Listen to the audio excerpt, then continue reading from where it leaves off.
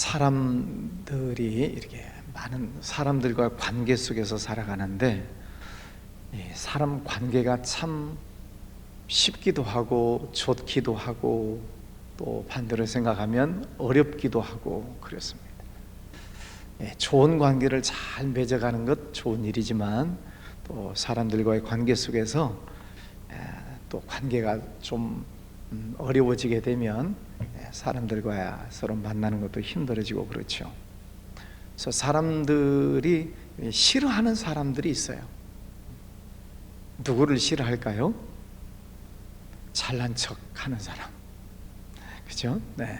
또 거짓말하는 사람, 또 성격이 싸나운 사람, 그런 사람들은 대체로 싫어합니다. 반대로 말하면 사람들이 좋아하는 사람이 있어요. 그러면 어떤 사람을 좋아할까요? 반대로 생각하면 됩니다. 겸손한 사람, 정직한 사람, 성품이 온유한 사람, 그런 사람을 좋아하지. 하나님도 성경에 보면 하나님이 싫어하시는 분들이 있어요. 누구예요? 교만한 사람, 우상 숭배하는 사람, 또 악한 사람, 이런 사람들을 하나님도 싫어하세요. 그래서 하나님은 교만한 자를 물리치시고 겸손한 자를 높이신다 말씀을 하세요. 사탄 마귀가 이 창세기에 보면은 에덴 동산에 출몰을 해가지고 아담과 하와를 유혹할 때에 선악과를 따먹으면 네가 하나님처럼 된다, 이 교만한 마음을 넣어주는 것입니다. 네가 하나님처럼 된다. 이게 얼마나 달콤한 유혹입니까? 하나님처럼 된다는 거예요. 사탄이 사람들에게 주는 강한 유혹이 그렇습니다. 네가 최고야, 네가 제일 잘해, 너밖에 없어. 그런 마음들을 사람들 속에 넣어주면은 자기 중심적이 되어버립니다. 다른 사람들은 다 외면하고 무시하고 자기가 최고인 것처럼 나타나는 경우들이 많죠. 그러다 보면 결국 사람들과의 관계가 단절되고 또 신앙생활도 어려워지게 되는 것을 보게 됩니다. 교만이라고 하는 것, 거짓말하는 것, 성격이 싸나운 것, 이런 것들이 결국은 사람들과 단절을 이루어지게 만든다는 거지. 벽을 쌓게 만드는 것입니다. 성경에도 이런 사람들 있잖아요. 바리새인들, 자기들만 잘났다는 거지. 자기들의 신앙이 최고고 자기들이 기도하는 것이 제일이고 다른 사람들은 다 무시하고 자기들만 하나님을 가장 잘 섬긴다라고 뻐기는 사람들, 그들을 외식하는 바리새인이다, 얘기를 합니다. 오늘 말씀에 보면 하나님께서 이 갈대아, 바벨론에 대해서 하나님께서는 심판하시겠다, 그래 말씀을 하세요. 바벨론이라고 하는 제국, 지금 이스라엘을 중심으로 오른쪽으로 가면은 바벨론이고 밑으로 내려가면 애굽이고 위로 올라가면은 아수르가 있고, 하나님은 이 이스라엘을 택하시고 사랑하시지만 그들이 잘난 척하고 우상 숭배하고 악한 짓을 할 때에 애굽이 와서 치고 아수르가 치고 바벨론은 치고 하나님의 심판이 임하는 때들이 많습니다. 그런데 오늘 말씀에 보면 이 바벨론이 와서 이스라엘을 공격하고 BC 586년에 남유다가 망하게 됐지요. 그래서 이 바벨론이 이스라엘을 공격해서 이 이스라엘 사람들을 포로로 잡아가고 이 본토는 망해버리게 됩니다. 그러니 이 바벨론이 점점 이제 애굽도 물리치고 그러면서 제국을 이루어요. 많은 나라들을 다스리는 제국이 됩니다. 그러니 이 바벨론이 점점 교만해지는 거죠. 우리가 강한 민족이 됐다. 우리나라가 가장 잘 사는 나라가 됐다. 힘이 가장 세다. 그러니 하나님 믿을 필요 없고 그냥 우리의 바벨론식으로 하면 된다 라고 하는 이런 교만한 생각을 갖게 됩니다. 하나님께서는 이 바벨론이 잘해서 이스라엘을 공격하고 다른 나라들을 침략해서 빼앗는 강대국이 되게 하시는 것이 아니죠. 하나님이 잠깐 쓰시는 것입니다. 그런데 하나님이 쓰신다라고 하는 사실을 깨닫지 못하니까 자기들이 잘나서 그러는 것처럼 착각을 한다는 거죠. 그래서 하나님은 이 바벨론을 심판하시겠다, 그 교만을 꺾으시겠다, 이렇게 경고를 하시는 것입니다. 결국은 BC 605년에 갈그미스라고 하는 전투에서 애굽을 정복하기는 하지만은 나중에는 메대와 바사라고 하는 페르시아에 의해서 이 바벨론이 무너지게 됩니다. 4절 말씀해 보면 여호와의 말씀이니라 그날 그때에 이스라엘 자손이 돌아오며 그날 그때 바벨론이 무너지는 그날 그때 메대와 바사 페르시아라고 하는 그 제국이 일어나서 고레스 왕이 바벨론을 무너뜨립니다. 그리고 페르시아 제국이 시작되죠. 그날 그때에 이스라엘 백성들이 다시 70년 만에 이제 돌아오게 될 것이다 라고 말씀을 하세요.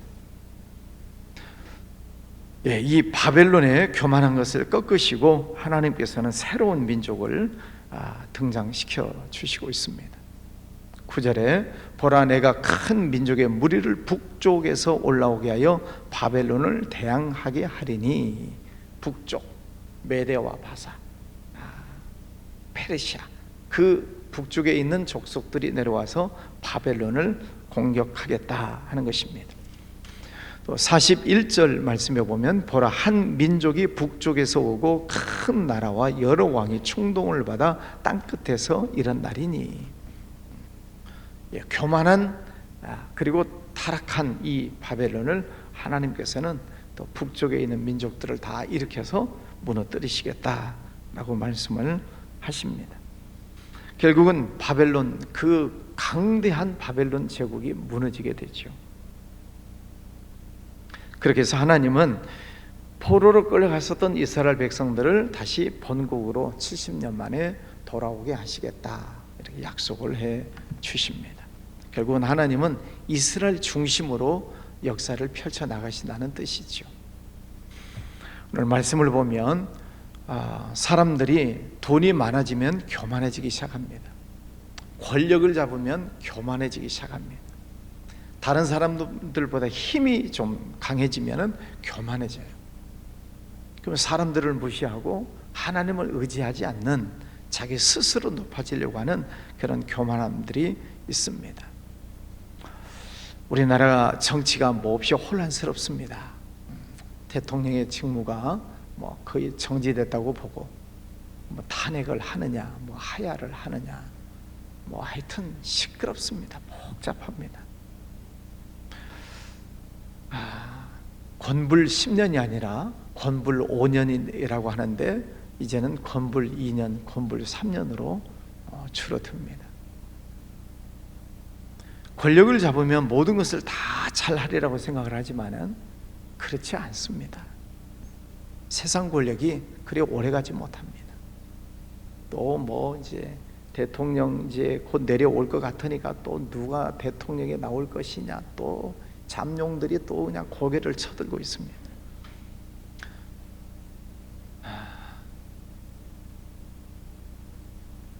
여러분도 다 나름대로 판단하고 여러 가지 생각들을 많이 하시겠지만, 저도 새벽마다 늘 기도하는 것은 하나님, 이 나라를 하나님 지켜주십시오. 이 나라가 누가 대통령이 잘해서가 아니고 정치인들이 잘해서가 아니라 하나님께서 이 나라를 지켜주시고 또 보호하셨을 때 이 나라가 온전하게 세워졌죠. 그것은 이 땅에 있는 백성들이 하나님 앞에 무릎을 꿇는 것입니다. 한국 교회 성도들이 깨어 일어나서 기도하고 하나님의 말씀을 붙들고 나아갈 때에 하나님께서 이 땅을 불쌍히 여겨주시는 거죠. 그래서 또 누구 탓하지 마시고, 대통령 탓, 여야 탓하지 마시고 하나님께서 이 나라를 지켜주시기를 위해서 기도하시기를 바랍니다. 네. 우리 그리스도인들은 이럴 때 흔들리지 마시고, 이럴 때 어떤 당에 휩쓸리지 마시고 하나님 말씀 붙잡고 기도하는 것이 더 중요합니다. 하나님께서 이 나라를 다스리셔야지 사람들이 자꾸 나서니까 시끄러운 거예요. 이쪽 사람이 일어나면 이쪽에서 또 반대하고, 이쪽에서 일어나면 이쪽에서 반대하고, 사람들이 일어나니까 시끄러운 것입니다. 하나님 앞에 무릎을 꿇고 하나님의 인도하심을 따라갈 때에 하나님께서 이 나라를 또 새롭게 세워주시리라 믿습니다. 우리나라 하나님께서 경제적인 축복을 해주시고 또 군사력도 세계 최강의 군사력을 갖게 하시는 이 모든 하나님의 은혜고 하나님의 축복이잖아요. 그러면 하나님 앞에 더 겸손하게 엎드려야 되는데 그렇지 못하니까 자꾸 잘 살아진다는 것 때문에 하나님을 떠나고 믿음을 버리는 일들이 점점 많아지잖아요. 기독교인들의 숫자가 점점 줄어드는 이유가 뭐겠어요? 이제 잘 먹고 잘 살아지니까 신앙을 버리는 것입니다. 옛날 70년, 80년대 허리띠를 졸라매고 열심히 살고 열심히 부지런히 살고, 그때 하나님께서 이 나라를 축복해 주셨어요. 하나님 앞에 부르짖어 기도하고 산에 있는 기도원들마다 교회들마다 부르짖어 기도하고, 그럴 때 하나님께서 이 나라를 축복해 주셨잖아요. 근데 이제 배가 부르고 잘 살게 되니까 이제 기도도 안 하고 신앙생활도 이제는 형식적인 신앙으로 흘러가 버리고 점점 하나님에게서 멀어집니다. 우리 교회 성도들도 예외는 아니에요. 우리 성도들도 예외가 아니에요. 조금 여유로워지니까 신앙생활을 잘 안 합니다. 아무리 기도합시다. 평안할 때 기도합시다. 하나님께서 축복해 주실 때 기도해야 됩니다. 잘 될 때 더 겸손하게 엎드려서 기도해야 됩니다. 아무리 얘기를 해도 오이독경. 우리 교인들도 그래요. 새벽에 나오시는 여러분들, 하나님께서 주시는 축복을 늘 깨달으시고 늘 하나님 앞에 잘 겸손하게 엎드리시기를 바랍니다. 네. 하나님이 복 주실 때 엎드려야 돼요. 네.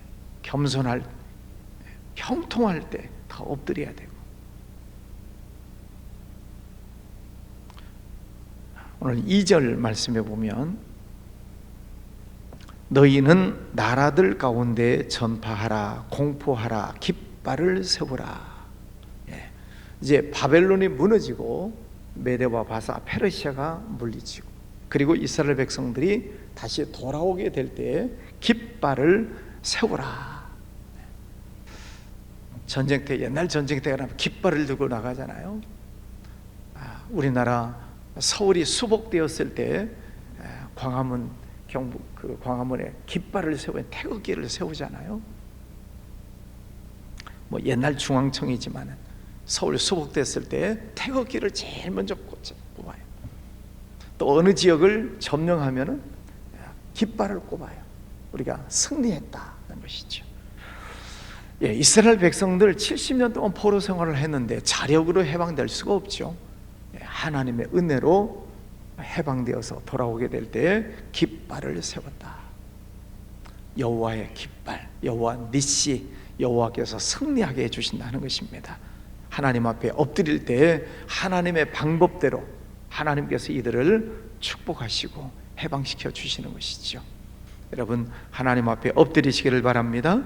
그럴 때 하나님께서 여러분 생활 속에서 깃발을 세우게 하시는, 그래서 깃발이 펄럭이게 되는 그런 날을 하나님께서 주시겠다 약속을 하세요. 어디에서 승리하면 막 깃발을 흔들잖아요. 네.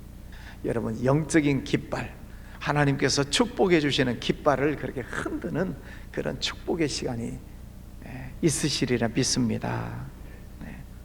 4절 말씀에 보면 여호와의 말씀이니라 그날 그때에 이스라엘 자손이 돌아오며 유다 자손도 함께 돌아오되 그들이 울면서 그 길을 가며 그의 하나님 여호와께 구할 것이며. 70년 만에 포로에서 돌아올 때 웃으면서 가겠어요? 울면서 가겠어요? 자, 70년 만에 해방이 됐어요. 본국으로 돌아갈 때 웃으면서 가요? 울면서 가요? 울면서 가죠. 기쁘면 웃어요? 울어요? 기쁘면, 너무 기쁘고 좋은 일이 있으면 웃어요? 울어요? 이산 가족들 만나니까 웃던가요? 울던가요? 하나님의 은혜를 받으면 웃던가요? 울던가요? 울어요. 운다는 게 부정적인 의미가 아니죠. 너무 감격스럽고, 하나님의 은혜가 벅차고 오르고, 하나님의 은혜가 충만해지면 그게 감사해서 눈물이 나는 거예요. 울면서 본국으로 돌아갈 때 그들 마음속에 얼마나 큰 감사가 있었을까. 하나님 앞에 감사의 눈물이 나는 거죠.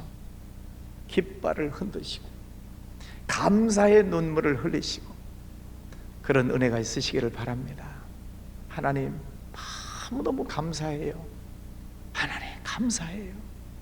이런 은혜를 주셔서 감사해요. 그래서 감사해서 생각만 해도 감사의 눈물이 나고, 기뻐서 눈물이 나고, 찬송을 불러도 눈물이 나고, 아멘도 메말라 버렸네. 말씀을 듣기만 해도 감사하고, 그래서 내 눈에 눈물이 마를 날이 없습니다. 여러분, 기쁨의 눈물이 흐르시기를 바랍니다. 5절 말씀에 보면 그들이 그 얼굴을 시온으로 향하여 그 길을 물으며 말하기를 너희는 오라 잊을 수 없는 영원한 언약으로 여호와와 연합하라. 첫 번째는 하나님께서 축복해 주셨을 때 첫 번째는 뭐 하라고요? 깃발을 흔들어라. 승리의 깃발, 여호와 니시의 깃발을 흔들고, 두 번째는 뭐 하라고요? 울면서 하나님 감사합니다. 울면서 하나님을 찬양하고, 세 번째는 뭐 하라고요? 하나님과 연합해라. 하나님과 연합. 하나님과 연합하는 것은 예배를 열심히 잘 드리는 것입니다. 기도 시간에 열심히 나와서 기도하고, 열심히 찬양하고, 또 하나님께서 감동 주실 때 열심히 봉사하고, 그게 하나님과 연합됐다는 뜻이잖아요. 세 가지 말씀드렸어요. 첫 번째는 깃발을 흔들고, 하나님 춤을 추는 것이죠. 두 번째는 울어라 하는 것입니다. 오늘 많이 우시기를 바랍니다. 감사의 눈물. 세 번째는 하나님과 연합해라. 하나님 교회 나와서 예배하고 찬양하고 기도하고 봉사하고. 기도하겠습니다. 거룩하신 아버지 하나님 감사합니다. 오늘도 귀한 아침을 주셨습니다. 하나님, 나라를 위해서 기도하지 않을 수가 없습니다. 하나님께서 이 나라를 지켜주시옵소서. 정치는 혼란스럽고 여당 야당은 서로 갈등 강구에 있지만 하나님, 사람에게 맡기지 마시고 하나님께서 이 나라를 긍휼히 여겨 주시옵소서. 하나님, 정치가 안정될 수 있는 그 길을 허락하여 주시옵소서. 그래서 이 일들은 사람이 하는 것이 아니라 하나님이 하시는구나, 하나님께서 이 나라를 지켜주시는구나, 하나님께서 은혜 주심을 깨닫게 해주시기를 원합니다. 주님, 어려운 일 생기지 않도록, 또 북한이 엉뚱한 도발을 하지 못하도록 사자의 입을 막아주셨던 것처럼 막아주시고, 주님, 이 나라의 여러 가지 갈등 요소들이 속히 안정되게 해주시기를 원합니다.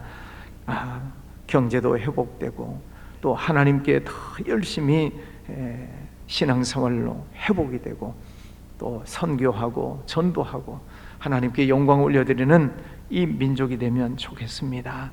주님, 이 나라를 불쌍히 여겨 주시옵소서. 오늘 하나님의 말씀을 보면서 교만한 바벨론을 물리치시고, 또 이스라엘 백성들을 불쌍히 여기셔서 돌아오게 하신다 하셨습니다. 돌아올 때에 깃발을 날리고 감격의 눈물을 흘리고 하나님과 연합된 삶을 사는 말씀을 보았습니다. 우리의 삶이 그렇게 되기를 원합니다. 주님, 오늘도 주님과 종일 동행하고 하나님께 영광 올려드리는 승리의 날 되게 하여 주시옵소서. 올려드리는 기도 제목들 받아주시고 또 질병과 싸우는 이들 하나님 붙잡아 주셔서 치료해 주시고 강건케 해주시기를 원합니다. 우리 허왕순 장로님 하나님께서 치료하여 주시옵소서. 잘 회복될 수 있도록 은혜를 베풀어 주시옵소서. 주님, 또 가정, 자녀들, 직장, 사업장, 물질의 모든 문제들까지라도 하나님께서 은혜 주시고 축복해 주시옵소서. 기원 예물 드리는 손길도 받으시고 은혜 베풀어 주옵소서. 예수님 이름으로 기도하였습니다. 아멘.